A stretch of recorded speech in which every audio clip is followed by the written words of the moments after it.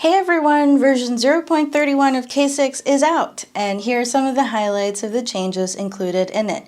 Check out the release notes linked to in the description below for more details.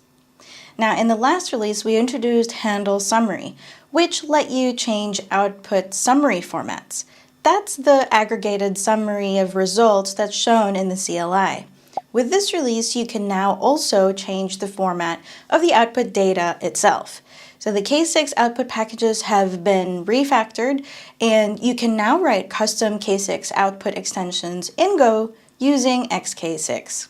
This is particularly useful if you want to be able to format the metrics that K6 produces in a certain way, such as to use them with CloudWatch or Prometheus, but you don't want to have to modify the K6 codebase just to be able to do it. We are also introducing a new metric that we're tracking in this release called HTTP rec failed to track whether a request has failed by using the HTTP response code returned.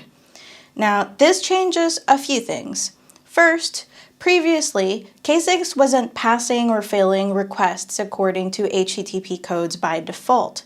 Now, the default behavior is to fail HTTP 4XX and 5XX responses, unless otherwise specified. Secondly, before this release, you had to add a check to every request with the HTTP code that you expected. Now, not only will the default behavior that I mentioned be applied to all requests, but you'll also be able to override that behavior globally at a test level rather than an individual request level. Thirdly, you can also tag each request with an expected status to override the global behavior. Fourthly, in the results summary shown at the end of the test, you'll see two new lines. The first is an expected response true line under HTTP rec duration. This displays the response time for all successful requests only, so those that return an HTTP code of between 200 and 399. This is different from the HTTP rec duration line, which displays response time metrics for all requests, regardless of the HTTP code returned. The second line is an HTTP rec failed line that shows the percentage of requests that failed according to the HTTP codes that they returned. This means that they were either HTTP 4XX or 5XX responses, according to the K6 default, or the responses that you set globally. Also in this release is a performance improvement. We are always looking to make K6 itself faster.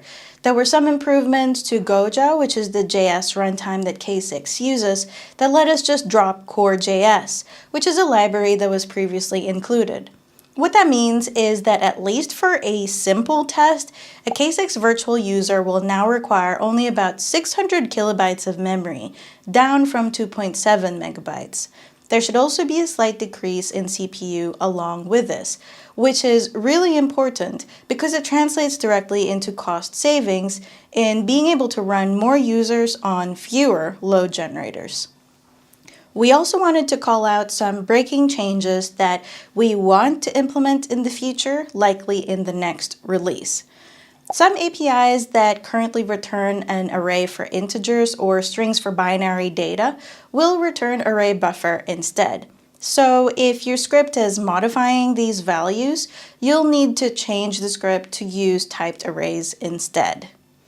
We are also moving our GitHub repository from load impact to K6.io. We will maintain a redirect, but we'll ask you to use the new URL going forward.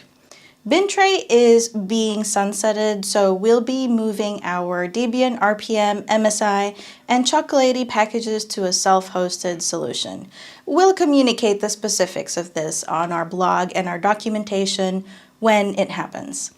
Again, these changes haven't been done yet, but we just wanted to kind of give you a heads up of our plans in case you need time to make changes to your scripts or your framework. There are a few more bug fixes and minor improvements that were included into this release, and if you want the full details on those, check out the release notes.